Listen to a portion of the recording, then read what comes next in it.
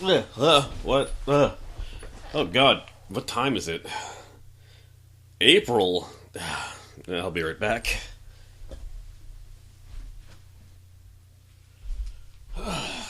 Okay, yeah, it's been a little while.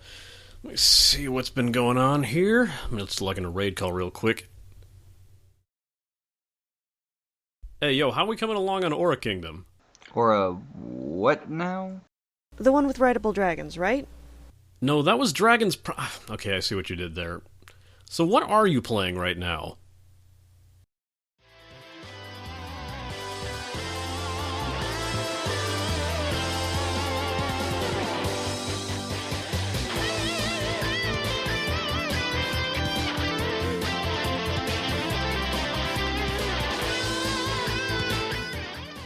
Digimon Masters is a 3D anime MMO based upon the popular anime and game series Digimon, the most well-known contender to the Pokemon juggernaut. The major problem I have looking at this game persists entirely because I have no real history with Digimon. I'm 33, there's no nostalgia for a show that gained popularity when I was in my 20s. I never really looked at it after the fact either, nor have I seen a single episode. Instead, since Dabeer and SonicRose seem all too fond of the title, as well as a majority of Grindstone, I figured I'd let them chime in with some things and we'd all say something about our knowledge of Digimon. I've been a fan of the Digimon franchise since I was a young kid.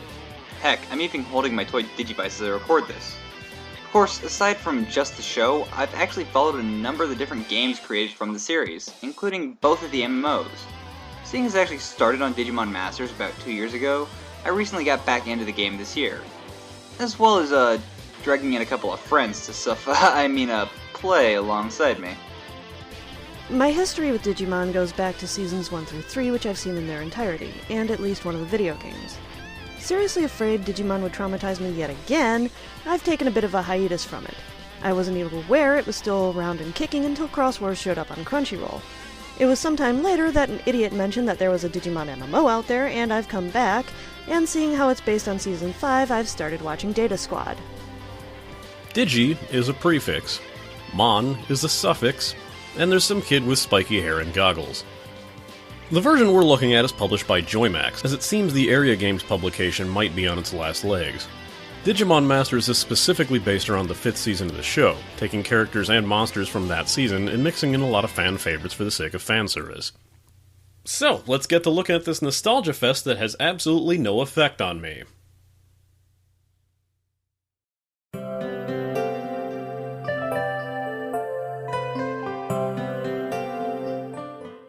This game looks somewhat aged despite being created in 2009, and oddly enough it offers plenty of tropes seen in older MMOs, which I'll get into. However, what is available is a very crisp and somewhat simplistic design. The characters in Digimon are rendered quite nicely and very accurately to the show, from what I've been told. But the environments can be very flat and lifeless in parts, despite some interesting effects, like the digital patterns in the sky of the digital world. Worlds still kind of play into that standard expected look, though. There's a modern Japanese city, desert level, a snow level. Hey, weren't you saying you wanted an MMO that had a southwestern desert instead of a Sahara one? Aren't you glad to see one here? Yeah, but this... On the plus side, this game is rather easy to run, shouldn't cause any technical issues. However, take note that the translation is pretty terrible. While most of the things that you need to do are fairly straightforward, it's not entirely uncommon to be told to kill one thing when they mean another, or in the most wushu of translation tropes, be told to kill, gather, or talk to someone with one name, only to find out that they're called something completely different when you track the quest. For example, Chuchidarumon and Mudfrigimon are the same NPC Digimon. For some reason, every single English Digimon game feels the need to name the character Mudfrigimon, but refer to it as Chuchidarumon in any quest text. Just remember, Chuchidarumon is that brown bear-like Digimon, and is usually a shop NPC. Let's also make quick note of a hilariously bad chat filter as well. You can't say the word devil, despite a type of Digimon being referred to as devil. Good luck trading devil data over the chat channels then. You also can't say monkey, and you can't type the letters SM in sequence. This is the very definition of a chat filter being programmed by people who don't speak English. If the theories I have for why those words are filtered out, it's amusingly sad. No, I won't be explaining those theories in this video. I'm trying to keep this one as family-friendly and super kawaii as possible. But I am probably going to break that later on.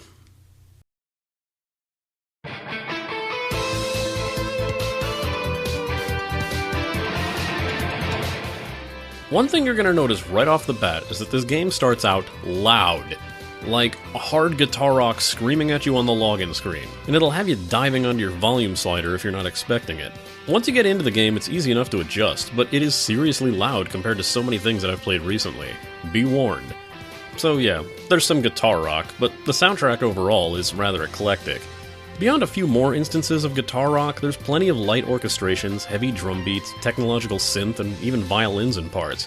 There's plenty to listen to, but as this is another game that has a battle theme, you'll find yourself hearing that track the most often, and since it plays so much, you'll be hearing the first few seconds of it quite a bit. While the combat theme does vary by area on occasion, you'll spend a good amount of time in each area, so just expect it to get repetitive. Sounds are pretty standard, but there's bits of cleverness about, like the fact that returning Digimon eggs or using the combat healing item will sound a short dial-up modem noise. Otherwise, audio is just kind of a mixed bag, and there's really little else to note.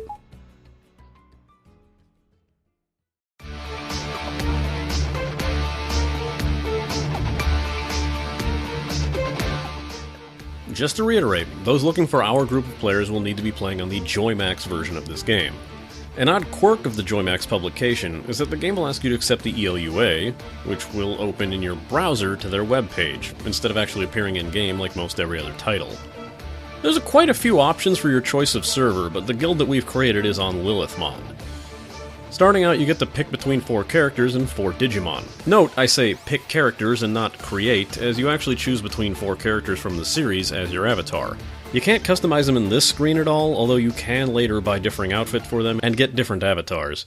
Let's just say it's a bit unsettling when you pick the girl and the very first quest NPC you speak to is yourself. As for your starter Digimon, your options are Dragonmon, Plantymon, Birdymon, and something elsemon. Also known as Agumon, Lalamon, Falcomon, and Galmon. Whatever. Your Digimon will have one of 3 types, Vaccine, Data, and Virus, but the starters you can choose from will only be Vaccine for Agumon and Falcomon, and Data for Gaomon and Lalamon. More on those types later. Little bit of show trivia, the characters on display are Marcus, who's paired in the show with Agumon, Thomas paired with Gaomon, Yoshino with Lalamon, and finally Keenan with Falcomon.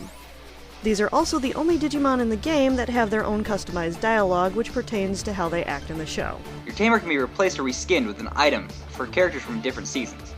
So far, I've only seen Season 1 Digidestined, such as Tai, Matt, TK, and Mimi. These also seem to only be obtainable through events, and are not often found in the cash shop. I would totally pay to have Sora as my avatar. The game is purely click-to-move controls, no ability to use WASD or even the arrow keys. You can only move by clicking on the ground. Luckily, attacking is only done via your Digimon, so unlike other games with click-to-move controls, you're not in any kind of danger of hurting your character by moving close to an enemy on accident when you want to just target them. Instead, all attacks in combat are done with your Digimon. Your character's hotkeys, by default, are linked to Digimon commands, like attacking, following, and other orders, as well as slots for items and switching out your active Digimon. In order to attack with your Digimon special abilities, click the attack on their bar, or just press F1, and later when more skills are gained, F2 or possibly even F3. The first area acts more or less like a tutorial. Quests are relatively simple to follow, with a few hang-ups due to faulty translation, or the occasional bug involving broken or misguided quest trackers. Once you've got your Digimon to level 11 in its first Digivolution, you'll be ready to face the digital world and a more steady flow of quests. As mentioned earlier, reaching level 11 with your Digimon will cause it to digivolve into its next form. Unlike the well-known Pokémon, when a Digimon evolves, it does not remain in that form, and you can revert back to its original form at command, or just after your trainer runs out of Digisoul, this game's mana. Being in any evolution mode will drain your tamer's Digisoul. Your Digimon has its own amount of Digisoul, but theirs is used to cast their skills and pretty easy to burn through.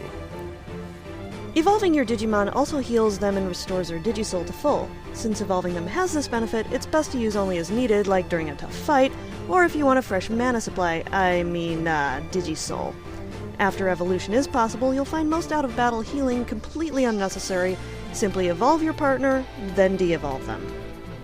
Upon defeat, most Digimon you fight will drop a Digi-Egg, which act a lot like loot packs, in a way.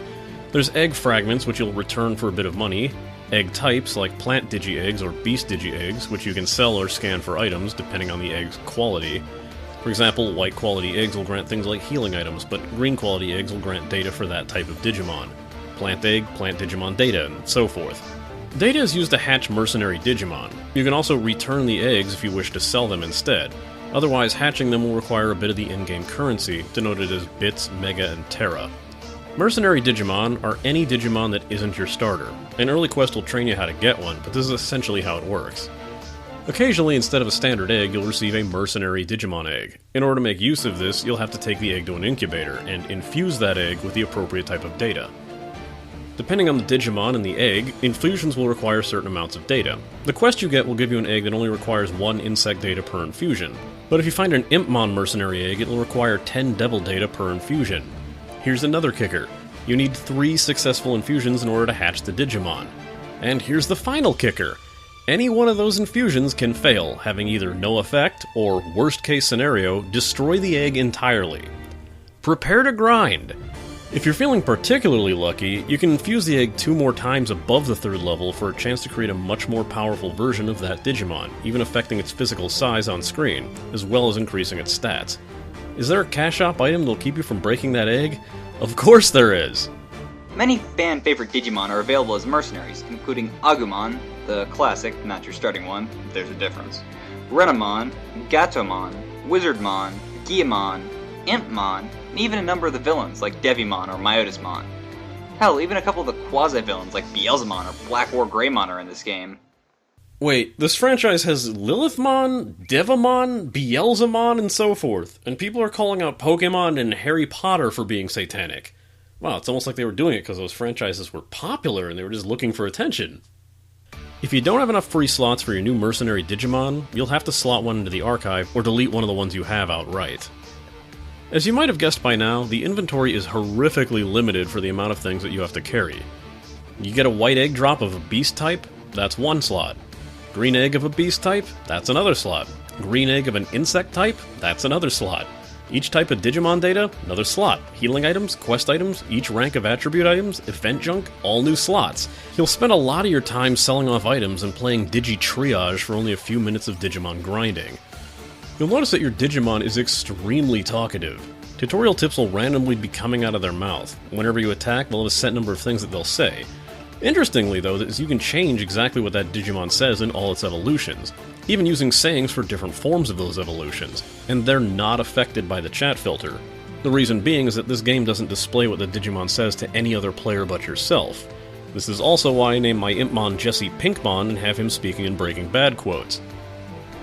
As mentioned earlier, there's a rock-paper-scissors mechanic in the form of the Digimon types Data, Virus, and Vaccine. Data Digimon do well against vaccines, but are weak to virus. Virus Digimon will wreck a Data Digimon, but they don't fare well against vaccines, and vaccines will trump viruses but don't have much effect on Data. There's also elemental types in the game, but those main 3 are really the most important to note. Questing in this game, while simplistic, does have issues with the aforementioned translation, as well as a straight-up technical issue. Since there's a lot of repeated NPCs being located all over the map, it's all too common where the game will ask you to speak to one NPC, but point you to the wrong version of them. You'll find this happen with the NPC Akihiro Karata more often than it should. Some high-level things to do is that you'll find monster cards dropping on occasion. These are summonable bosses that you can fight alone or with a party. Cards correspond to a level range, such as level 2 cards, summoning level 21 to 30 monsters, and level 3 cards summoning 31 to 40. You get the idea. Monster cards have a very high chance of dropping eggs, data, and rarer items, as well as food items that heal better than anything available in the NPC shops. You'll also notice, while out questing in certain areas, that an alert will pop up.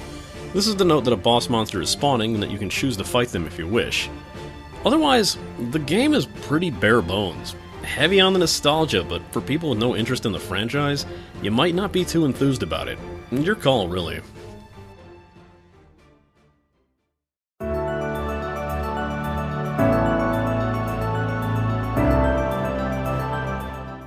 From what I've noticed and has been told to me, this is a pretty quiet community. The typical things are seen here, of course. Lots of spamming in the trade chat with making item trade offers. It's not entirely uncommon for this inherent quietness to go a bit further with players coming up to your character and just silently opening up trade windows. This could result in you getting a bunch of free items, starting a short discussion and sales offers, or in the case of the more rude, outright demanding money for the items that they've just shoved right in your face. In a similar fashion, they may also invite you into a party with no warning. It could be as innocent as just sharing the experience and helping players with more difficult areas that don't have high respawn rates, or they might see you fighting a card monster and just want some of those rewards for themselves. It's not that people don't ever ask you though, but expect that pop-up. The game makes use of the tagging system as well, so first hit gets credit. Areas like the DAT Center are often littered with plenty of player stores, so if you're looking to sell off or trade Digimon data, or just buy that hard-to-find item that hasn't been dropping for you, setting up your own player store requires a license that will cost you 5 megabytes and it lasts an entire week. Partying up with people isn't really necessary except for fighting stronger card monsters, large bosses. Dungeons do exist in the game, but they're still open instance and require a ticket to enter.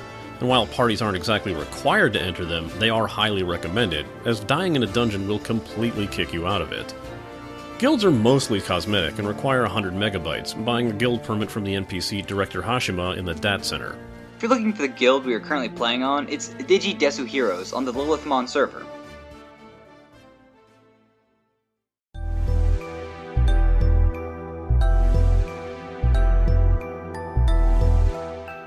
The cash shop contains mostly what you might expect from this sort of game. The Joymax cash shop uses Silk and Premium Silk. Using PayPal, for example, will net you Silk, while using a credit card or Pay by Cash nets you Premium Silk. The difference between the two types being that Silk will net you items that can't be traded, and Premium Silk items can be traded. The prices for these items are exactly the same regardless of currency type used. And in case you're wondering, it's called Silk because Joymax publishes Silk Road Online. Bet they'd wish they thought a little bit further into the future with that one. A lot of the items, especially the costume pieces with stats on them, are rentals, but many similar items could also be bought in-game. The big thing you might want to invest in is storage space. Your inventory is limited, and the warehouse that you can store things in is also limited. And of course, you only have one slot to store Digimon in the archive, so if you want to digicatch them allmon, you're gonna have to drop some cash on this. Another item of interest is the ride mode items, that convert the Digimon into a rideable status. This could be as simple as riding on the back of one of your Digimon, or the Digimon riding on the back of a motorcycle and you riding along with its side saddle. Also in the cash shop are the alternate evolutions, where you can purchase the items required for a side mega evolution or blast mode form. These are generally more powerful forms, with items like Sodom and Gomorrah? Seriously, no one said anything about this. You can always just take some of the pricing sting out by purchasing packages that contain some or more of your desired items.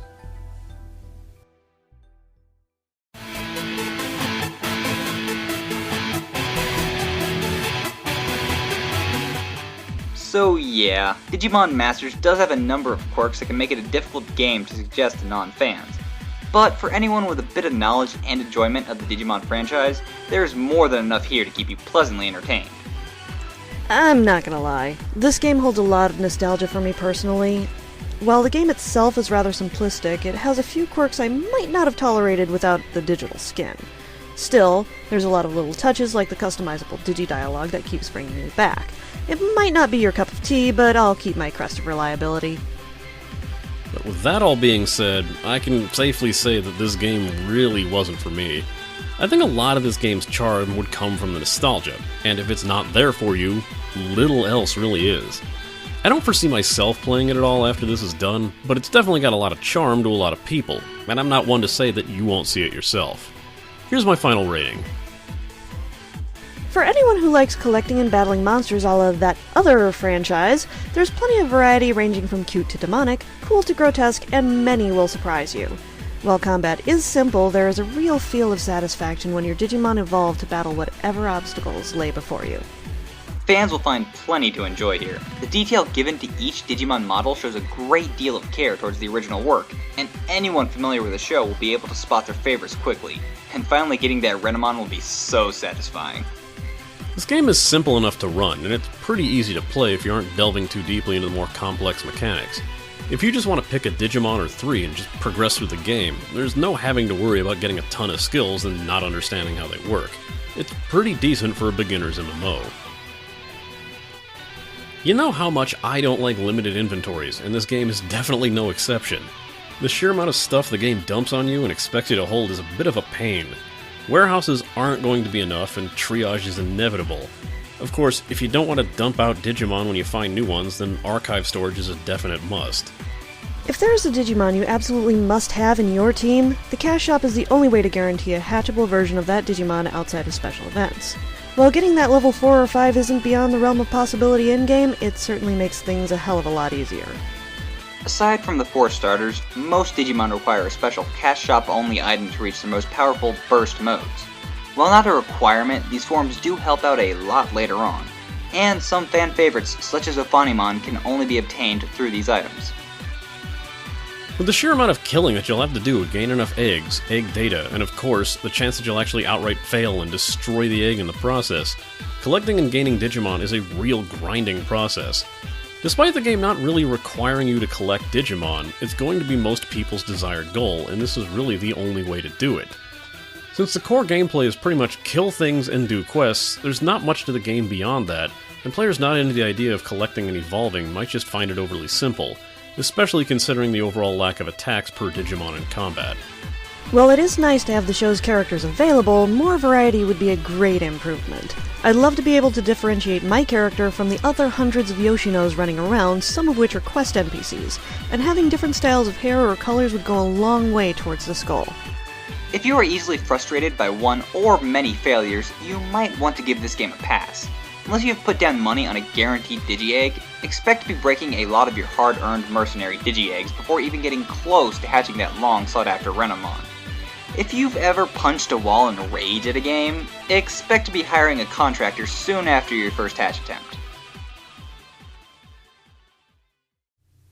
Next time, I'll be looking into something that only Area publishes, something that's been kinda stealth requested for about a year now. I've also gotten onto this Patreon bandwagon, and although I have yet to announce it in a video until just now, I've gotten a few pledges that have helped me surpass my first goal, and I greatly appreciate that. For those wondering how Patreon works, it's a pledging site that works like an ongoing Kickstarter, and a way for viewers to support shows, blogs, webcomics, and other media that they enjoy by pledging certain amounts monthly or per content created. Let me reiterate that in no way I expect anyone to pledge me anything, but the sheer amount of messages I get from people wishing to do this, I figured I'd give them a way to do so. My content is still, and will always be, free. Simply watching my videos with the ads in place, or sharing them with your friends is appreciated. No need to tell me if you can't or why you can't, just do what you do. But the option's open for those who would like it. Tier rewards are simple enough, such as early access to the YouTube version, a special thanks credit. Higher levels even get early access to scripts and notes, and can discuss them with me on Patreon or in the game, and other tiers will give you a bit more control over what games I look over. Within reason, of course. Feel free to check out the link over at www.patreon.com/MMO Grinder. I would also like to again thank Dabeer and SonicRose for helping me out with this one, and a lot of information in this game was co-written and discussed over a very long Skype call. Remember that you can join us over at the MMO Grinder forums and in the MMO Grinder raid call channel. Info for that in the forums. Again, sorry I took so long with this one.